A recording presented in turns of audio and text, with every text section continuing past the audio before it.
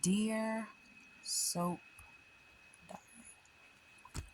Joss caught another body, literally and figuratively. So yes, Joss caught another body. We saw that she unalived another person.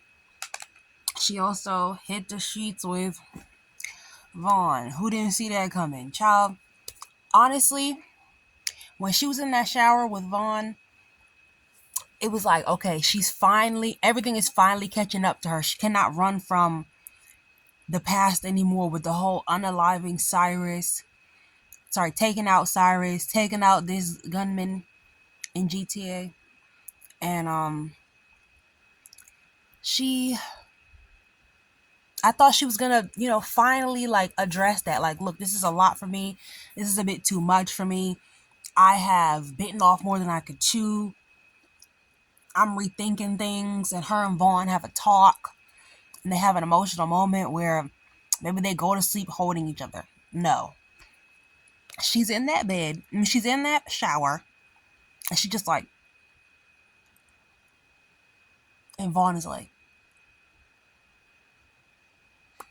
and they get to kissing, and then they get in the bed. What Joss is experiencing, I really thought she was going to like deal with the traumas that she's been through. Losing Dex, ending up in the WSB, having to lie to her family, almost being unalived a few times, doing pew pew. But instead, she gets in the bed and does segs. What Joss is experiencing is something called a dysregulated nervous system, where sometimes when your nervous system is dysregulated due to trauma, something that's happened, you get these feelings inside of you that feel like intense connection, and they also make you feel like you want to do segs, when really, you need to go talk to a therapist. So seeing her get back in the bed with this man, go get in the bed with this man, and then they let her get on top. And she looks so awkward up there. Oh my God. I was like, what is this? And then after all of that, of course, she regrets it. And when it's time for them to go to bed that night, neither one of them actually want to go back in that bed because they're like, ugh. And they can't call room service to change the sheets because they're hiding out. Because they unloved that man.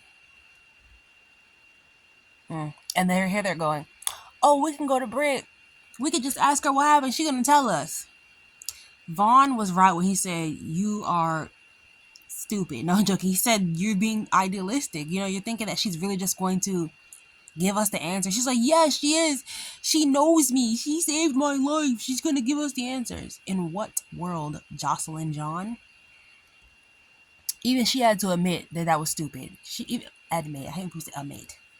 Even she had to admit that was stupid. Speaking of Britt, so Britt and Britt and Jason reunite in her room, and she's the only one that has the good sense to close the door. Jason, you're slipping. John Moore, you're slipping. She has the good sense to close the door. They talk about, how are you here? How am I here? You go first. Child, when she asked Jason why he faked his death, he couldn't even tell her himself. He couldn't even he knew how stupid it sounded. He was like, it was for Carly. When she heard that it was for Carly, she hit the wall. She flew off the handle. She didn't want to hear anything else from him. And she was like, I stood at your grave. I forgave you. I'm taking it back. You're a selfish SOB. I don't want anything to do with you. I made the choice to stay dead because I didn't want my family to watch me deteriorate. You made this choice about Carly. And my Huntington is in remission. Huntingtons don't go in remission. But okay, General Hospital. He tells her something big is going on and the WSB has the place flagged. Immediately she goes into like defense mode. She goes into like trying to protect herself and not get caught up with Jason. But it's a little tired. Like, it's been years, girl. You need to grow out of that. Like, just let go. Just let go and just talk to the dude. Like, I understand you're upset and everything like that, and it wouldn't be you if you weren't, but like, I hope she thaws soon because I don't want to have to watch this back and forth. She calls somebody and says like, we got a major problem. She better not send nobody towards him, because if anything happens to him, Britt, I'm on you. I'm on you. Okay. Over at Home and Heart, Flora, aka Timu Laura, aka Luna Moody, aka The Rent is Due. Okay. One of the pets is back. She's here because the rent is due. And you know what? Frank is going to help her pay them bills. She's going to be here monthly. Because the rent is due. And, you know, for all it's worth, Frank, that's a good move on your end, because the rent is due. And you're helping so many people pay their rent. So I hope maybe this will turn out good for you in the end. You know, look how many people you help pay their rent. They may have been useless on the show, but hey, you did a good deed. Hopefully it's a tax write-off or something. Joss' old awkward neck and bent back. Sure. And she always sleep with some old man in this show. You know what? I'm not gonna say it. Let's see. Drew Kane bursts in the office of Anna, talking about, I need to see the police. A crime has been committed against me. And 88 Turner was just in there talking to Anna about how Drew is corrupt and she wants to prove it. Anna's like, look, I'm not putting my neck on the line for you, because if Drew finds out I'm investigating him, or if they find out I'm investigating a sitting congressman, could be held to pay, because I need real evidence to see why I need to investigate him. She's like, I can't say right now. She actually almost does tell him. And then Drew bursts in and Anna's like, so you're telling me that you're a trained Navy SEAL? When did Drew remember his Navy SEAL training? When did that conversation happen? This whole retcon, Drew remembers being a Navy SEAL. Then remember something else. Remember Kim. Remember the orphanage. Tell us something, Drew. Drew remembers being a Navy SEAL. She's like, Drew, you're a trained Navy SEAL, and your little nephew beat you up. And she's and here go D.A. Turner. It's a crime committed against him, and we must prosecute this to the full extent of the law. Even Drew seemed surprised that she was taking him seriously. Like, he was like, wait, somebody's believing my BS? Wow. I must be good. Yeah, he's starting to believe his own BS now. So how did we just forget Home and Heart like that? We just forgot Home and Heart. We going to Diane, cause what are those? What's that on her head? It's interesting. I don't know if that's her hair or not. I don't know if it's the angle that I was watching it from, or like maybe my show wasn't clear enough. But is that her hair? Anyway, the blue pantsuit was cute. They invited Michael over to talk about what happened, and he's like, Drew set me up. And how do you guys know about this? He's like, because Drew came over here trying to blackmail me. And let me see. He said he doesn't have any proof. Oh, I'm thinking about something completely. So they're basically trying to get him to let Willow get partial custody of the kids, or at least visitation, to slow Drew's roll, which is what I've been saying. If Willow can get partial custody, Drew loses a lot of leverage with blackmailing them, with trying to get Willow back, trying to be her hero again. Sunny called him a loser yesterday. D.A. Turner heard what was going on, so now she knows what's going on with her. So he's like, she can't see the kids. He's not giving any reason why she can't see the kids. And even Diane and his dad are like, okay, why not? Like, she's still their mom. Like, what's going on? Like, yes, she's not too Kasiri, but what's going on? So he finally says, like, I think she's been the one stalking Sasha and Daisy. So she's like, why did you go to the police? He's like, I don't have enough evidence. They don't have enough witnesses to talk about what happened, because Wiley wasn't there. Tracy, to talk about, why he punched Drew, like him seeing him and Wiley together. Stella saw them, Martin saw them, Tracy saw them, but they're not objective enough witnesses. Then we're gonna go back to Home and Heart, because the rent is due.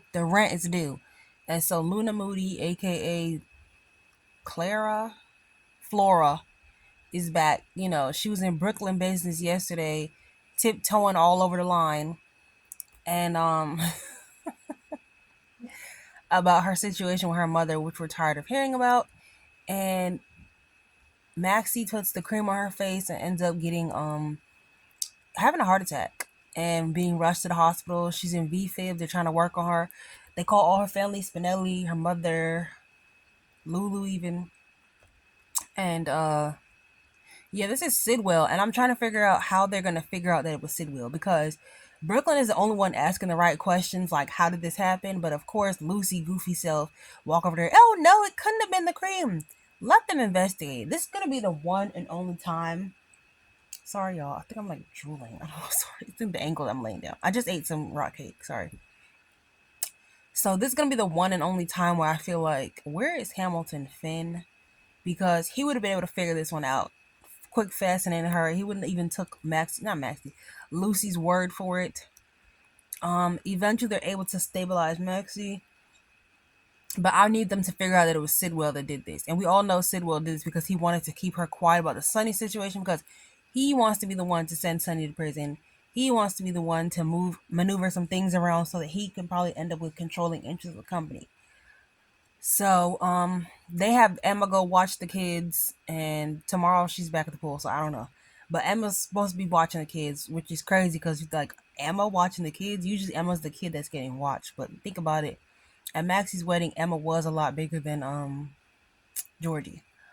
And then Nina, Lulu and Carla at the pool talking about Obrecht. They're like, should I let Obrecht see my child? No, no, Lulu, put your foot down. But you're not going to, because it's for Rocco, who doesn't know what he's talking about anyway. But ultimately, Obrecht decides what's best for Rocco, and Carly believes that Obrecht wants the best for Rocco, blah, blah, blah, yada, yada, yada. I like Obrecht and Rocco, though, so I don't really care. Obrecht and Rock Nation, I like them as a pair. They make compelling scene partners. And she's not as dry as Lulu is. Lulu's very dry. She needs something to liven her up. She needs to smile or do something fun. Oh yeah, so Britt completely shuts down on Drew, and Nina and Carly are at the pool. Nina is like, I don't even know. She just shows up in a cute pink blazer, looking like Mark Simpson when she had the Chanel suit on, and Carly's like, I can't believe you showed your face here. Does it look like I've enjoyed this episode today? I did, but this review is dry. Carly's like, what are you doing here? She's like, your whole mother, you could have stopped all of this with Drew, which is so true, because Nina could have stopped this a long time ago, but instead she really wanted to be selfish. And it's the truth. Like, you can't even pretend. She was being selfish, trying to hold on to Will, until Will needed her mother. You know what's crazy? Willow would have thanked her mother and moved the hell on, and her family would have been together. She'd have been going through none of this. So I wouldn't say it's all Nina's fault, but Nina had the power to change things, and she just sat there. Someone, I even work with you. You didn't have to work with a soul. You didn't have to drug anybody. You didn't have to set him up. You had to pay no pros or nothing. You could have just told the truth, simple and plain. So like, you made your mess. You kind of got to sit in the Nina. I almost call her Nilo. So she's trying to get in Carly's face, and she bucking up on her and trying to grab her, and Carly's like, girl, move. And she falls in the pool, and she gets out talking about something. I could have broke my neck. She looked at somebody talking about, yeah, how you doing? Gio comes over to the towel. He's like, should I break this up? Lulu's like, no. She had a stinky attitude when Brooklyn called What's New. Carly said that she hopes that she never gets near Willow and those kids ever again. Oh, that she and Willow. Okay, Carly, relax. And what else? Oh yeah, they decide to in Croatia, Vaughn suggests they sleep in shifts because neither one of them can stand the fact that they actually did SEGs for no reason. So they decide to sleep in shifts to, so they don't have to be around each other any longer. And tomorrow they're gonna find Britt and make everything work and serve, match, tennis, whatever the hell Joss said that made no damn sense because she's not supposed to be a WSB agent and none of the things she says make sense. Yeah, that them sleeping together was a complete disappointment. Like rushing the storyline for what? They could have did segs when they got home or another day, not after they just dealt with a trauma. Like it's giving after Jason died and Sam did segs with Dante, or whenever traumatic things happen, like somebody dies and they go do. It's just like what? But hers was just weird because like, ugh, it didn't even make sense. There was no chemistry. It felt forced. It's like you just feel that weird feeling. And you just do something about it because you're running from your real feelings. So you're just hiding from your feelings by just doing SIGs. It's weird. Face your feelings, girl. Look in the mirror. Go to therapy. Talk to the lady. Sincerely, that was it. I really like this episode, but for some reason this review is coming off dry. Maybe because I haven't done one in like 5 days. I gotta warm up. Sincerely, Soap Diary. Oh, sorry, Soap Diary. See you tomorrow.